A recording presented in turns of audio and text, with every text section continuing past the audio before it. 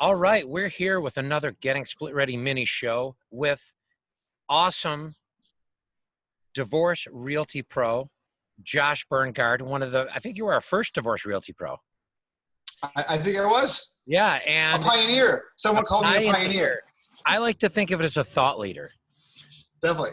So, but it seemed like a really opportune time to do a little mini show about what's going on in the marketplace. You and I have been talking, I know, a lot, and I think it's great for people who follow us to know a little what's going on. So I know, can you talk a little bit about, obviously, Illinois, but what about nationally? What are we seeing in the real estate market? So nationally so right now it's a seller's market across the board. COVID made everyone stay inside, and they are itching to get out. And so there is a lot of pent up demand out there that people are obviously moving and grooving and just trying to get out. So there is, basic economics, there's more buyers than there are properties sitting on the market. And so obviously it's driving the prices up. If you're talking about nationally, we're talking about almost 15%. You're seeing increase on pricing. In Illinois alone, where I'm focusing, we're talking about anywhere between 7 and 11%. Wow. Now that's Yeah. interesting because I think a lot of people are predicting a drop, and I think there's always doomsayers. But what do you think is you and I were talking, and we were expecting maybe a discount of 10 to 15. What do you think's changed? The blood in the water, which we thought was going to be there for people to capitalize on, didn't come through. Right. Our thoughts were again, it's supply and demand. It's the economics, right? Because now like I said, everyone is just so. I mean, I'm getting phone calls nonstop with like, I'm paying for amenities I can't use because they're not opening. I'm stuck in this house and I didn't have a balcony. I don't have any outdoor space. I just need a backyard. I mean, I'm going crazy.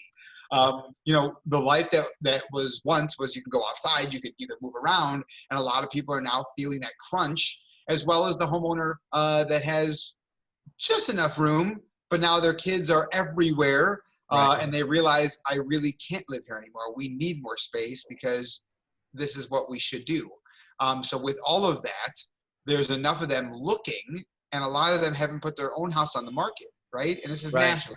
Nationally, they're just saying, oh, what's out there? Right. Interest rates are extremely low, so they're all trying to take advantage of getting a mortgage for less than 4%. Now, which is true. I mean, mortgage rates are really low and great right now. Now, I know you cover really like all Chicagoland, suburban and urban. That's correct. What are you seeing a run for the hills kind of as people are looking to buy, or as they're putting their house on the market, are they looking to move to where there's a little less density? Most definitely. We're seeing a huge increase in the outer portions of Illinois right now. We're talking about, let's say, 20 to almost 40 miles out. I think that has to do with price point would be the first thing I think is starting to be a hit. Again, if you're living in a 1 or 2 bedroom here in the urban portion of the city, when you go to buy a house, you're not getting anywhere close to that, in regards to a full house anymore with a yard. So I think that's one of the biggest pieces. So does that answer the question? I think that's what you're asking. Yeah, it does. I was wondering how much of it was driven by price and how much of it was driven by, a concern with density that comes in. We're obviously not through the COVID thing yet. They're talking about a resurgence. Like, are people looking and saying, I want to be somewhere where when I'm battened down, I've just got a little bit more room to stretch. I'm a little bit less exposed to other things. I'm sure politics is even. I'll be honest with you. No one has mentioned to me anything about being around other people like that. I mean, again, that's not that. Well, not that it's not in the back of their mind, but the thriving force between staying and going has been about square footage. Interesting, because again, it's. I read an article today about like. Of all things, like firearms, like how many more people are putting in for their FOID card? It's like 500%, right? It's a lot. So I didn't know how much of that same psychology was bleeding over into the real estate market. What tips can you give to buyers, right? It's a seller's market. What tips can you give to buyers? I think a lot of them were waiting for, you said blood in the water. I would say, opportunity, right? To pick up something at a good price. Same thing. Right. Agreed. So with buying, again, you have a good real estate next to you. Make sure you know what you want so you can pinpoint it, because the average time that a property is staying on the market right now is declined by almost 20 days. Bless you. So it is moving faster than we have seen in quite some time.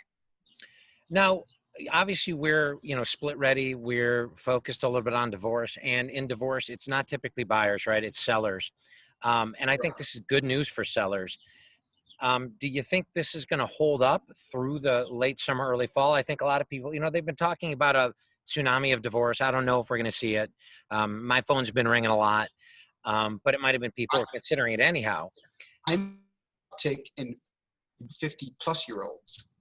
What, and divorce? You're saying a little bit older, the gray divorce. You got it. Yeah, people that are starting to file for divorce in the last 30 days, I have seen the majority of them being over the age of 50.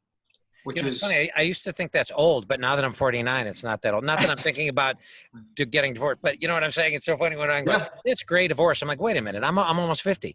But what advice is it get it sold? Like if you're in a divorce now, you've got maybe 180 days to get rid of the asset by court order in the divorce decree.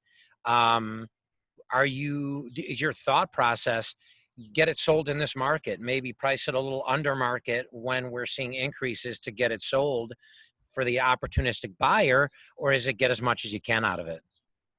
I would say get it listed as soon as possible. I've actually had a conversation this morning with one of the clients I have that is going through a divorce, and we did just that. We actually did because obviously you can do one of two things. You either price it high and negotiate down, because obviously you never list for what you really want, or you go under and you make the frenzy to hopefully get a bidding war. And this morning they decided, after hearing my synopsis, to say, yes, let's go ahead and put it low so we can have a bidding war going up.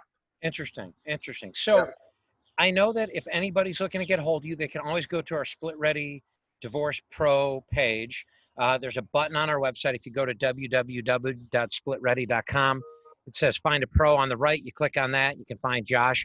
But if someone wanted to reach out to you, what's the best contact information to get a hold of you if they're considering divorce and maybe listing a house, or just a buyer? I know divorce isn't the only thing that you do. Yeah. So buzzerrealestate.com, right? Like you're buzzing into one of your apartments or an office, buzzerrealestate.com, Josh at buzzerrealestate.com. Personal cell, although I am in Chicago, I have an out-of-state area code, 561-302-3754. Fantastic. And if they forget that, they can always find you on our page. Hey, thanks for taking the time to talk to us about this, and definitely not the last time we're going to be reaching out to you. So have a great one. We'll talk to you later.